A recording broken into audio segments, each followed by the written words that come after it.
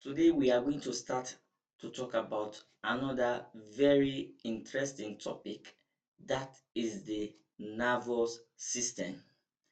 When we talk about coordination of the body, it is being controlled by two systems. We have one, the endocrine system, and two, the nervous system.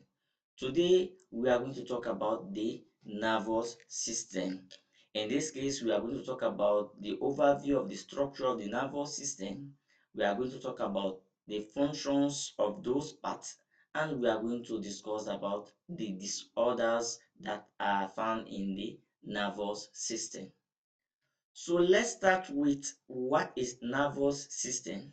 The nervous system, in short, it is the system that controls and coordinates all the activities of the body. The number one function of the nervous system, just like I defined, it is the one that controls and coordinates the body's activities. So everything that is occurring within the body, it is being controlled by the nervous system. It provides awareness of the body. It is the one that makes us to sense whether the environment is hot, whether the environment is cold, whether you have stepped on a pin, or in whatever position the body is. And two, it is responsible for emotion, how you feel. Three, it is responsible for memory. If you can remember what is nervous system as I defined, then your memory is good. Lastly, it is responsible for decision making. So whatever you are going to plan, whatever decision that you are to take within or outside the body, it is being controlled by the nervous system. Next on our slide is the divisions of the nervous system. So how the nervous system is being divided, we are going to talk about it. The nervous system is divided into two. We have the central nervous system. So if you are running along the central axis here, backward, you can see we have the brain, and as you are going downward, we have the spinal cord. So the central nervous system, it consists of the brain and the spinal cord. And all of those nerves coming from the brain and the spinal cord, they form what we call peripheral nervous system. The peripheral nervous system, it consists of two things. It consists of the cranial nerves, that means nerves coming from the brain, and the spinal nerves, nerves coming from the spinal cord. The peripheral nervous system, it is being divided into two: the autonomic nervous system and somatic nervous system. The autonomic nervous system, they controls involuntary action. These are actions that are not being planned. They happen unconsciously. For example, breathing. Whether you are sleeping, you are awake, they are happening. Heartbeat, whether you are aware of it or not, the heart is beating. And we have the somatic nervous system. They are what? Voluntary action. You have to plan it before you execute it. For example, if I want to make a tutorial, I have to plan it before I do it. If I want to move from this place to another place, I have to plan it. If I have to read a textbook or my notebook, I have to plan it. If I want to talk, I have to plan it. I may decide not to talk and just keep quiet. So whatever decision that we do in which we have to plan it, it is under the somatic nervous system. For example, playing football, swimming, dancing, running, etc. The autonomic nervous system, it is being divided into two: the sympathetic nervous system and parasympathetic nervous system. The sympathetic nervous system, it is being activated when you are in action. For example, if I'm running, what will happen? The heartbeat will increase, the rate of respiration will increase, but the rate of digestion of food will decrease. the blood glucose level will also increase. But in the case of parasympathetic part of the nervous system, it is being activated when you are at rest. For example, if you are just sitting down at rest, the heartbeat or the heart rate will decrease. The rate of respiration will decrease. Digestion will increase. And also, the sympathetic, parasympathetic part of the nervous system can also be explained in this form. Example, erection. Erection is under sympathetic part of the nervous system, but ejaculation is under parasympathetic part of the nervous system. As we said that the nervous system, it is divided into the central nervous system and peripheral nervous system. The central nervous system, we say it is divided into two, the brain and the spinal cord. Now let's talk about the brain and its various divisions. The brain, it is located inside the skull. It weighs about 1.5 kilograms. That is an approximation. It is not exactly the same for everybody. Some are having over 1.5 and some are having slightly below 1.5 kilograms. It is divided into three parts. We have the forebrain, we have the midbrain, and we have the hindbrain. Now let's talk about the forebrain and its various divisions that we have. We have the cerebrum, that is the largest part of the brain, and it controls voluntary action, sensation, emotions, and intelligence. The cerebrum, it is divided into many lobes, into four lobes. We have the frontal lobes, that is the lobe here around the frontal area here. It is responsible for emotion, it is responsible for decision making, it is responsible for coordination of movement, it is responsible for intelligence, etc.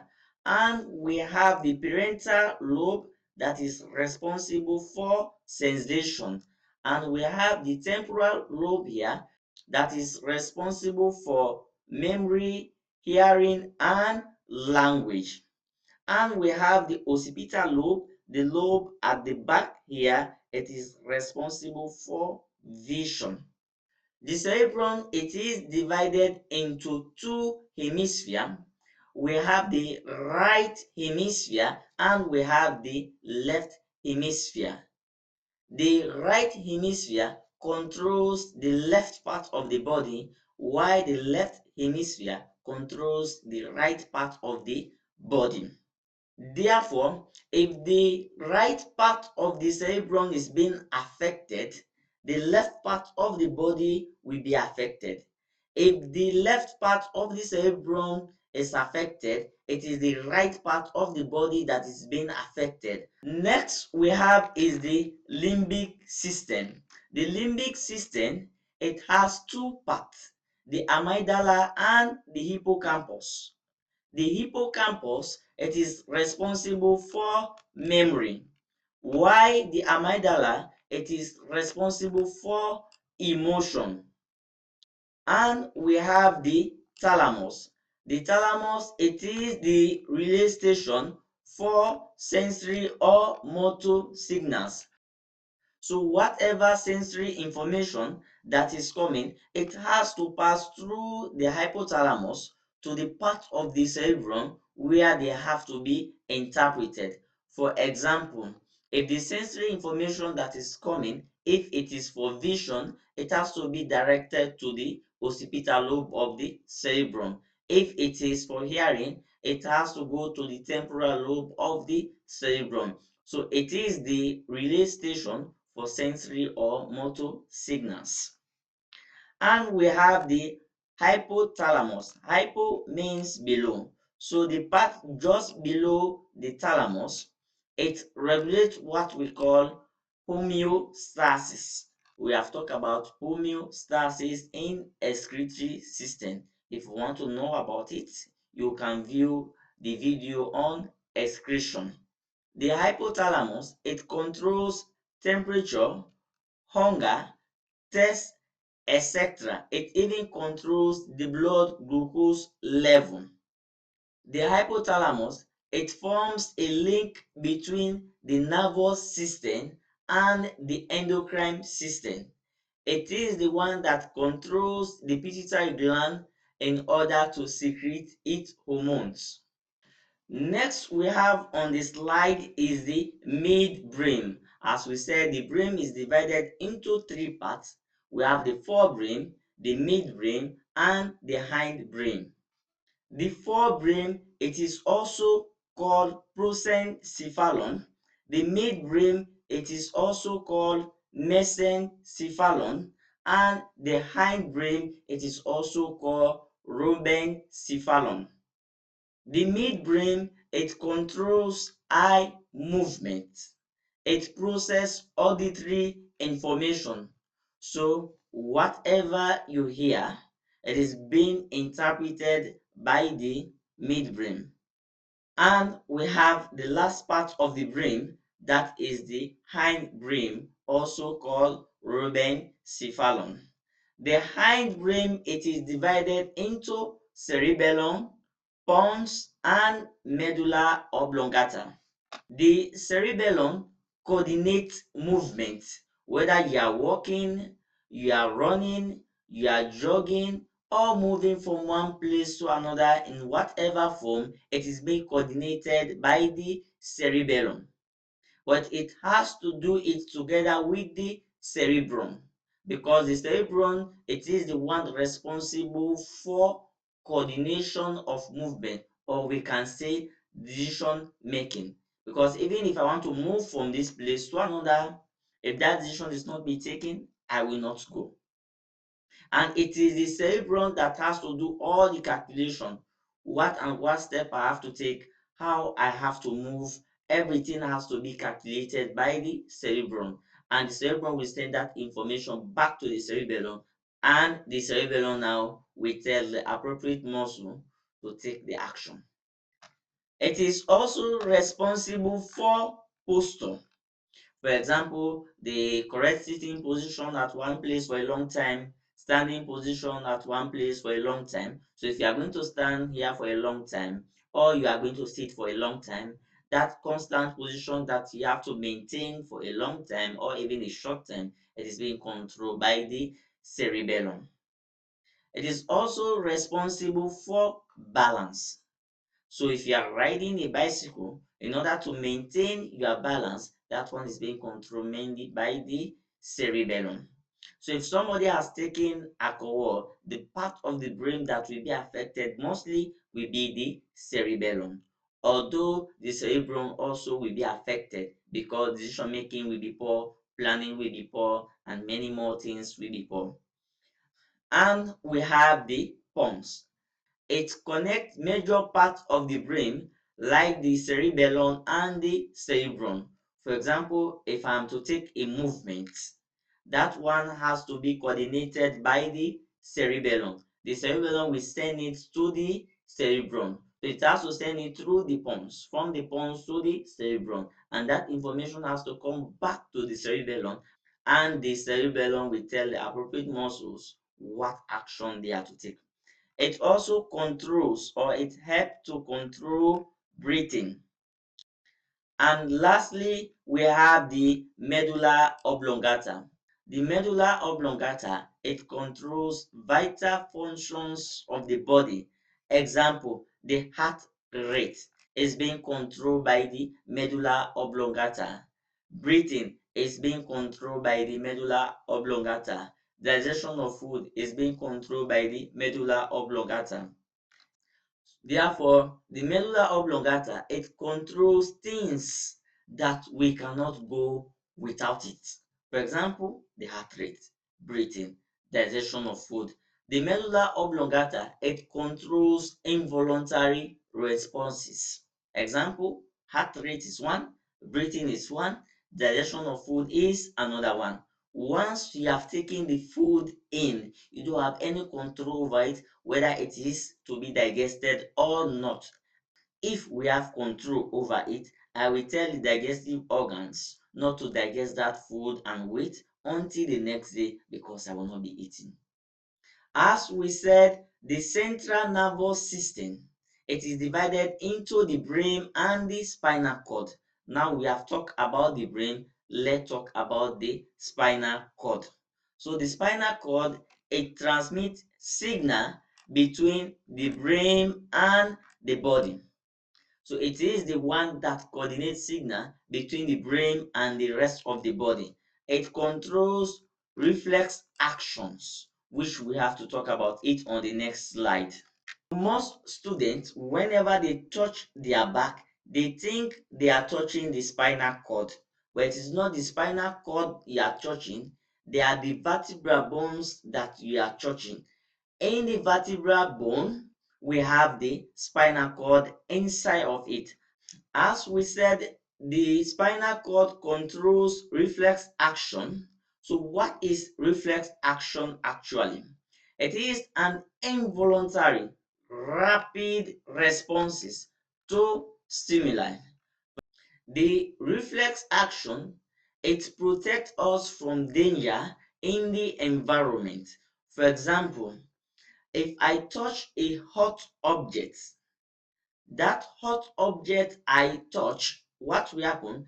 The sensory information has to travel to the spinal cord, and quickly the spinal cord will send that information to the effector muscles, the muscles that has to take an action for me to withdraw my hand from the hot object or to leave it and drop it as quickly as possible. So much damage will not occur on the hand. The reflex action, it follows certain paths we call the reflex arc. This reflex arc, it starts with what we call the receptor. We have receptors here on the hand or around the body that help us to detect touch, pain, cold, etc. As we have here on this diagram here of the reflex arc, we have receptor and in bracket we have the skin. So they are found on the skin. For example, if I touch a hot object, we have the pain receptors here that will feel that pain. When they sense the pain, what happens? They send it to the sensory neuron. The sensory neuron, it is also called afferent neuron. So the sensory neuron will carry that information to the spinal cord. In the spinal cord, we have what we call the interneuron. The interneuron will interpret exactly what type of sense that you are feeling on the hand, whether it is very cold, whether it is very hot, or whether you have stepped on a pin or you have touched a pin. That information will not be sent again through the sensory neuron. It will be sent by another neuron called the motor neuron. So the motor neuron will come with that information to the effector muscles. The effector muscle will take the appropriate action, either for you to quickly remove your hand from it, or if you have taken it, for you to drop it as quickly as possible so that your hand will not get burnt. Let's say this information, it was to go to the brain.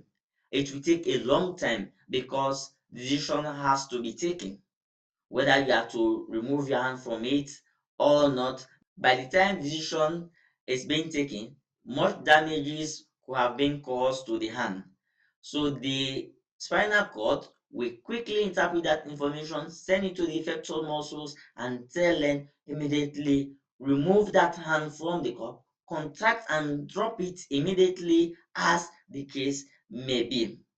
In one of their practical questions, they asked if damages occur to the sensory neuron, what will happen to the body?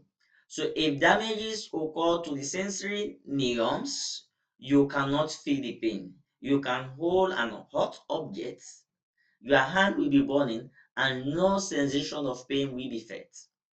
But if it is the motor neurons that is being damaged, you can feel the pain, but you will not be able to contract and remove the hand from the hot object. So you will hold it, consciously feeling it, but you will be unable to retract the hand from that hot object. But what if, although this one was not being asked, but what if it is the receptors that are not working? You will also not feel the pain.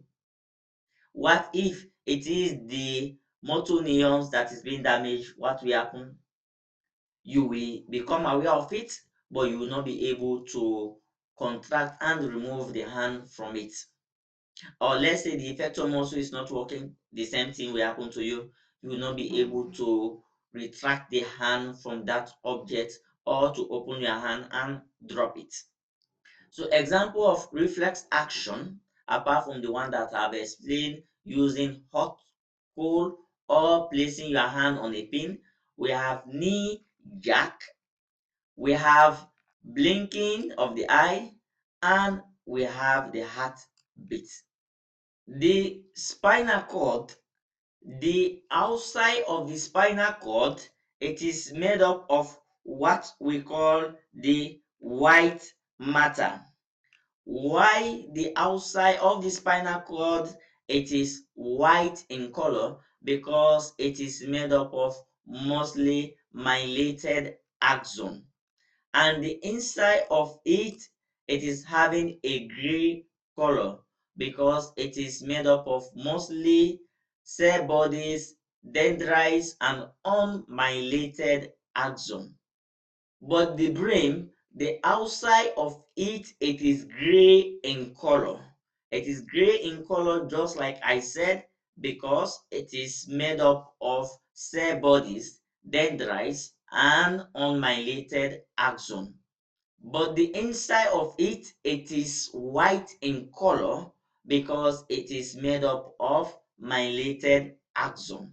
Now let's try to give the differences between the reflex action and voluntary action. The reflex action, as I said, it is automatic. That means it happens automatically without any decision that is being taken by the brain. So it is not under conscious control of the body.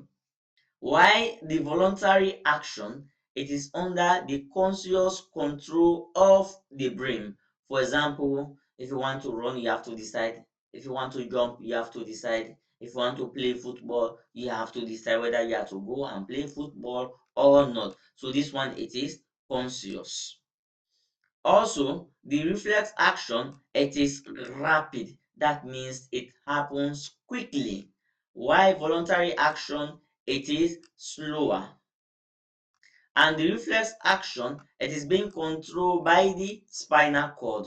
While voluntary action, it is being controlled by the brain. The reflex action, it cannot be learned. It is inborn. For example, even if a baby touches a fire, the baby will remove the hand from that fire. But the voluntary action, for a baby to play football or for somebody to play football, you have to learn it. Although a baby cannot play football.